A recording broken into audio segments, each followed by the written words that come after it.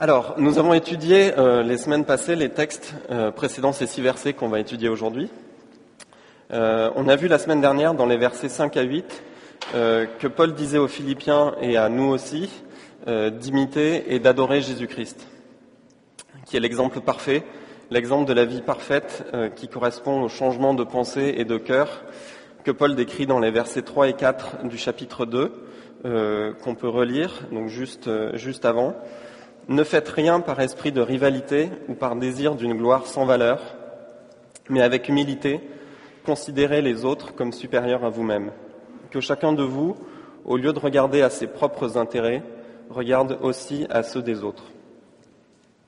Ce changement de mode de pensée, de comportement, d'attitude, Paul nous en donne la raison. Comme on l'a vu précédemment, nous le faisons parce que nous avons reçu de l'encouragement en Christ, de la consolation dans l'amour, la présence de l'Esprit de Dieu aussi dans nos vies, et la tendresse et la compassion de Jésus.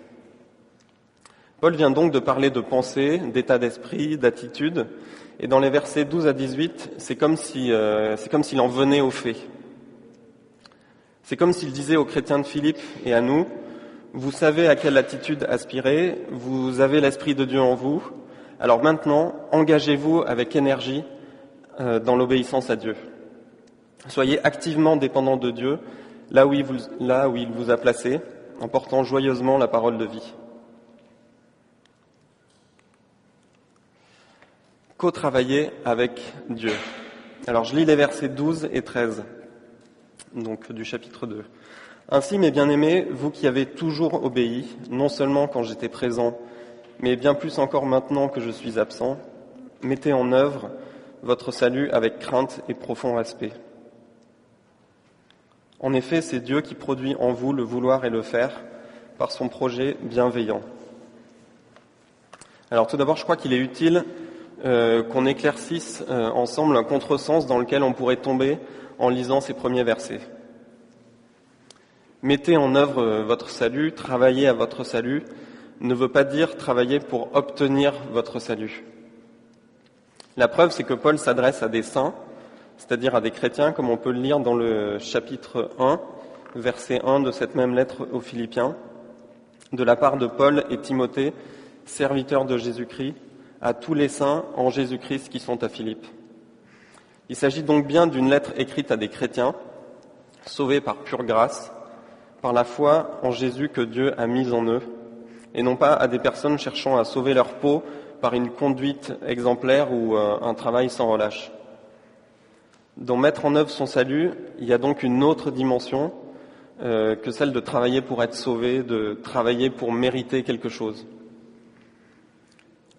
De la même manière, avec crainte et profond respect, ça ne veut pas dire de peur de perdre son salut si jamais on ne le fait pas. Il s'agit plutôt d'agir avec la conscience de la distance qui nous sépare de Dieu, de l'honneur et du privilège que l'on a que Dieu agisse en nous, que Dieu lui-même agisse en nous. C'est des choses qui sont assez faciles à voir, mais beaucoup plus difficiles de s'en souvenir. Maintenant qu'on est clair sur ce qui n'est pas mettre en œuvre son salut, on va pouvoir voir de plus près ce que Paul veut faire comprendre à ses Philippiens.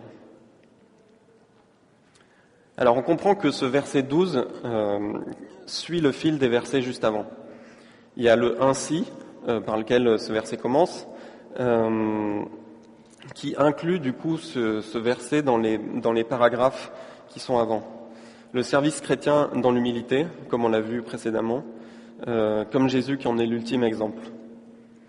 Il ne commence pas ici dans le verset 12 un autre sujet, il ne commence pas un autre sujet dans ce paragraphe. Il s'agit donc de parler de la conséquence concrète, des conséquences sur la vie de tous les jours, des fruits qui découlent de l'association des Philippiens avec Jésus. Ils se sont unis à Jésus, ils sont ses frères et ses sœurs, et maintenant, que se passe-t-il ?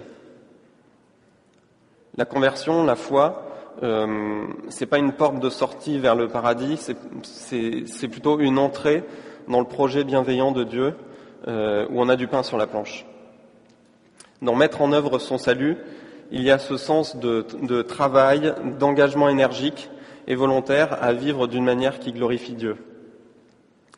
Ce n'est pas prendre son salut à la légère, comme une excuse ou comme une bonne raison pour ne rien faire, puisque Dieu fait tout, mais c'est le prendre comme quelque chose à nourrir, à développer, à extérioriser. Le salut n'est pas juste une assurance vie ou une identité activante, c'est autre chose. Mais comment y arriver ?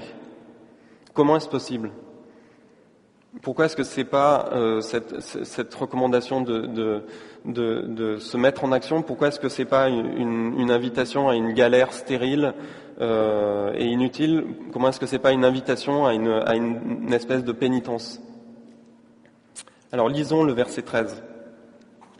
En effet, c'est Dieu qui produit en vous le vouloir et le faire par son projet bienveillant. On a donc l'assurance que c'est possible grâce à ce que Dieu a fait pour nous et grâce à ce que Dieu fait en nous. Les chrétiens sont unis à Jésus-Christ, le chef des citoyens du ciel, qui est devenu, comme on l'a vu dans le paragraphe d'avant, qui est devenu comme un esclave sur cette terre, qui s'est humilié au point de se faire clouer sur une croix. Et si nous mettons notre confiance en Jésus, cela nous permet ainsi de devenir membres du royaume de Dieu pour l'éternité, sans risque de perdre notre salut, puisque Dieu a élevé Jésus à la plus haute place et lui a donné un nom au-dessus de tout nom. C'est à lui que nous sommes unis. Ainsi, nous sommes unis à Jésus, dont le sacrifice a ouvert nos cœurs à Dieu et à son esprit, qui peut maintenant travailler en nous. Nous avons l'assurance que, verset 13, Dieu produit en nous le vouloir et le faire pour son projet bienveillant. Et le verset 6 du chapitre 1, juste à côté, nous donne aussi l'assurance que Dieu, qui a commencé en nous cette bonne œuvre, la poursuivra jusqu'à son terme. Dieu veut nous transformer nos aspirations, nos ambitions, nos pensées, et il prend en charge cette transformation intérieure et ses conséquences visibles. Les conséquences visibles, c'est le faire. C'est possible de mettre en œuvre son salut, puisqu'on n'est pas les seuls à le faire avec nos petits bras. On a un partenaire, on a un binôme de travail, si on peut qualifier Dieu comme ça. Je co-travaille à mon salut avec Dieu. Si on est unis à Christ, si on travaille, si on se démène, alors Dieu va se charger du résultat. Il en est le garant, c'est sa responsabilité. Jésus a parfaitement obéi jusqu'à la mort de la croix pour que Dieu puisse faire maintenant son travail en nous, afin qu'on lui obéisse, nous, à notre tour, de la même manière. La deuxième assurance, la deuxième promesse qu'il y a dans ce texte, c'est que le projet de Dieu est bienveillant. C'est un projet de paix et de non de malheur. C'est la fin du verset 13 qu'on oublie parfois et qui pourtant est absolument capital. Dieu produit en nous le vouloir et le faire pour son projet bienveillant.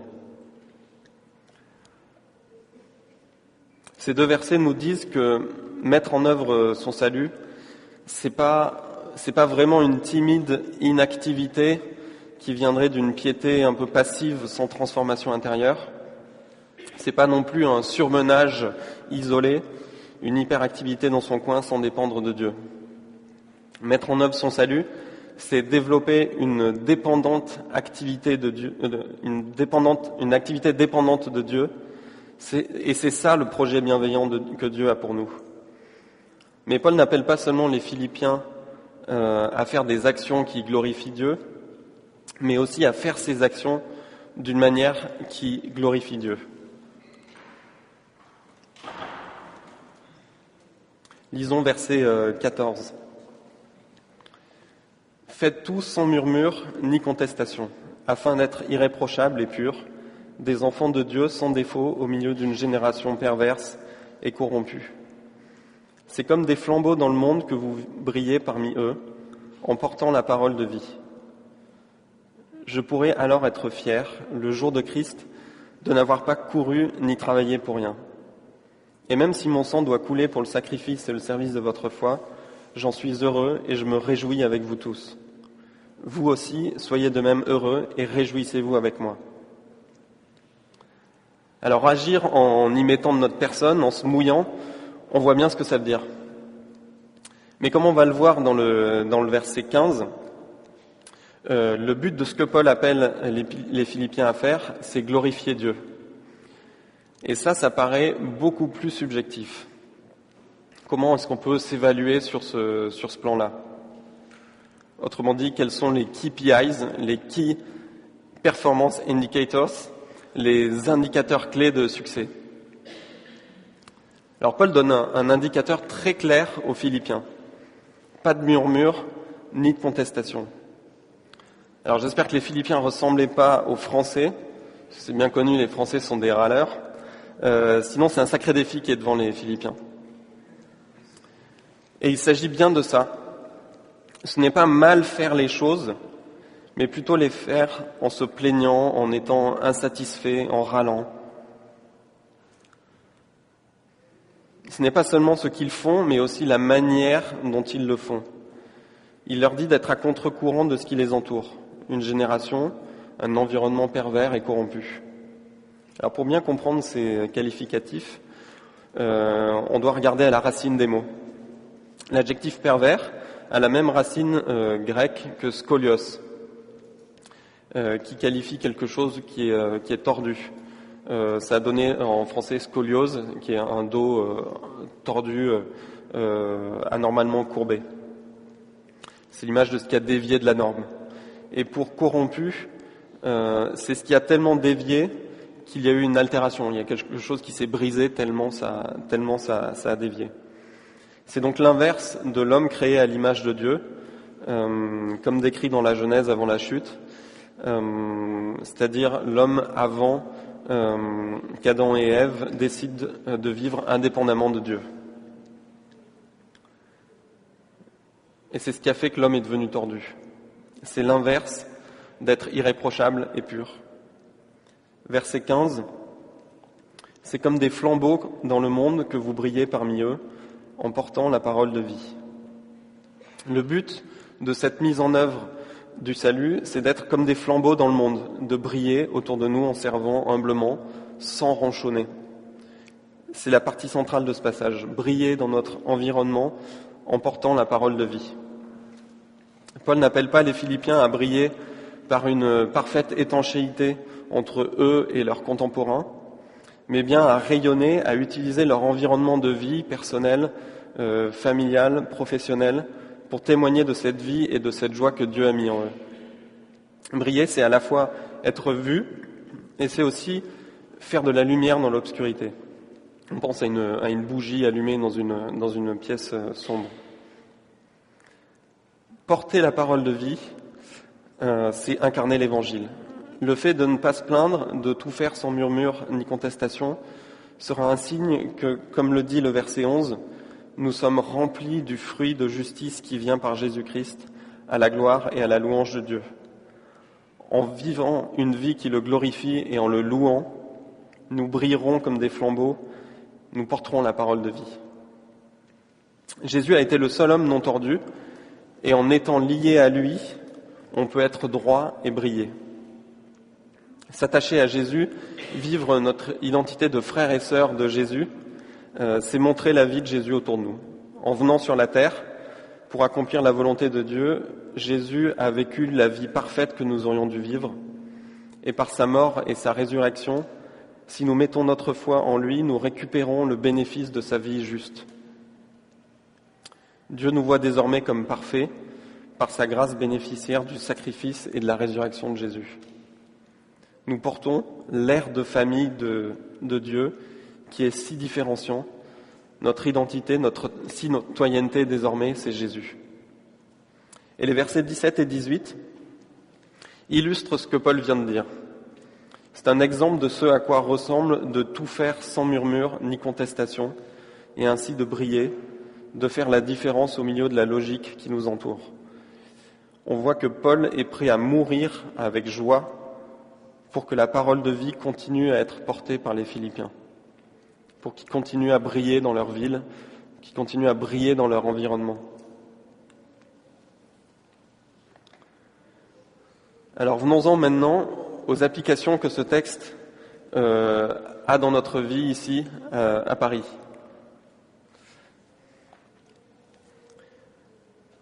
Voici 2 applications sous forme de questions. Voici la première. Brilles-tu là où Dieu t'a placé ? Brilles-tu là où Dieu t'a placé ? On a vu que nous sommes des flambeaux brillants là où le Seigneur nous a placés. Alors ça veut dire évidemment saisir toutes les occasions pour témoigner de notre foi, occasions favorables ou non. Déjà, si on saisit les occasions favorables, c'est déjà pas mal. Mais c'est plus que ça.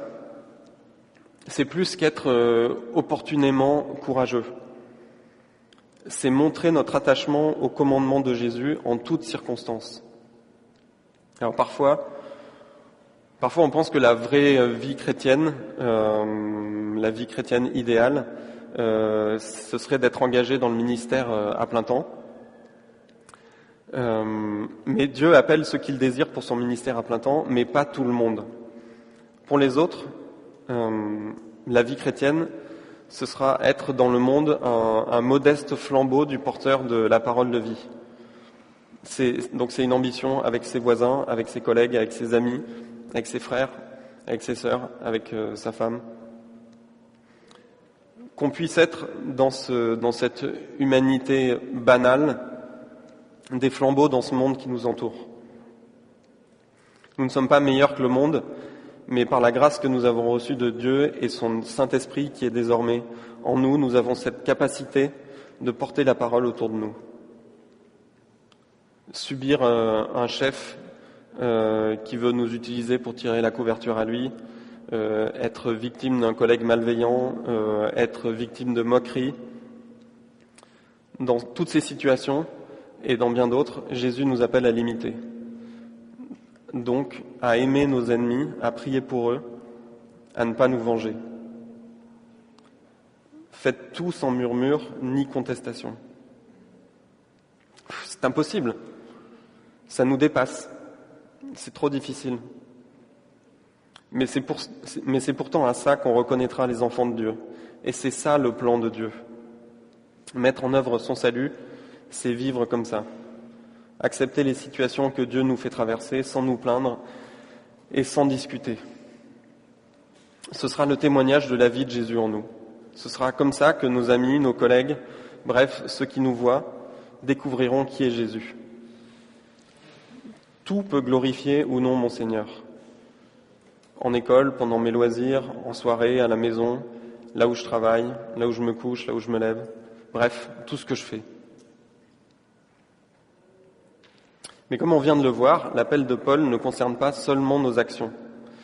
Dans le verset 17, quand on voit Paul qui est prêt à mourir pour le service de la foi des Philippiens, cela nous questionne sur ce qu'il y a au fond de notre cœur à nous, sur ce qui nous motive. Qu'est-ce qui nous fait bouger ? Est-ce que ce qui me motive, c'est de glorifier Dieu ? Et donc ça nous invite à nous demander si nos pensées et nos actes glorifient Dieu ou non. D'où la deuxième question. Qu'est-ce que je veux pour ma vie ? Pourquoi est-ce que je suis prêt à sacrifier ma vie ? Pourquoi est-ce que je suis prêt à donner mon temps, mon argent, à déprioriser mes loisirs, mes soirées du samedi soir, à défier ma timidité, à renoncer à mes compromis, à mes relations compromettantes ? Comment est-ce que je réponds à l'éternel désir de Dieu pour nous, qui est de produire en nous le vouloir et le faire ? Comment est-ce que j'accueille cet appel que Dieu nous lance ? Alors on sait qu'on peut endormir notre conscience. Quand on fait des trucs un peu borderline, plus on les fait, plus on devient indulgent avec ça. On s'habitue petit à petit à ces petits dérapages. De la même manière qu'on peut endormir, qu'on peut anesthésier notre conscience par une accoutumance au péché, au petit dérapage, on peut étouffer le Saint-Esprit qui est en nous et ainsi empêcher Dieu de produire en nous le vouloir et le faire. En fait, c'est comme la parole du semeur. Ça commence à pousser, mais c'est étouffé par toutes ces mauvaises herbes qui sont autour. Alors comment faire pour ranimer les braises ?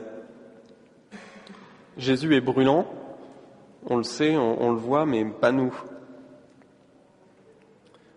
C'est à nous de revenir aux pieds de Jésus pour lui confesser notre éloignement. C'est ce qu'on fait aussi tous les dimanches matins par ce moment de confession.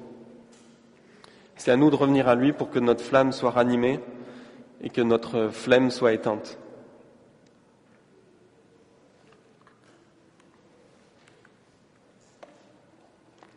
Pour conclure, Dieu nous appelle, comme les Philippiens, à nous mettre activement à son service et à le glorifier par notre manière de le servir au milieu de nos contemporains. C'est ça son projet bienveillant. C'est ce qui nous donne l'assurance que c'est possible. Dieu ne fait pas des projets qu'il ne se donne pas les moyens d'accomplir. Nous travaillons parce que Dieu travaille en nous et c'est lui qui fait que ça se réalise. C'est pour cela qu'il a donné son Fils Jésus. Alors poursuivons notre marche dans l'obéissance à Dieu et réjouissons-nous.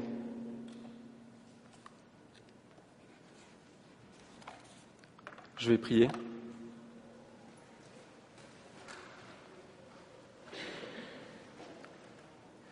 Seigneur, nous avons lu que nous avons un immense défi devant nous, qui est de suivre tes commandements, de suivre Jésus, de l'imiter dans la vie qu'il a eue et d'appliquer ces commandements dans notre petite vie ici sur terre. Seigneur, c'est un immense défi et en même temps tu nous encourages, tu nous donnes l'assurance que c'est possible par le fait que tu travailles en nous et que tu produis en nous le vouloir et le faire. Et Seigneur, ce matin on vient te dire que tu peux tout en nous et te supplier de travailler notre cœur et de nous transformer et de nous donner aussi cette volonté et ce courage d'agir pour toi. Amen.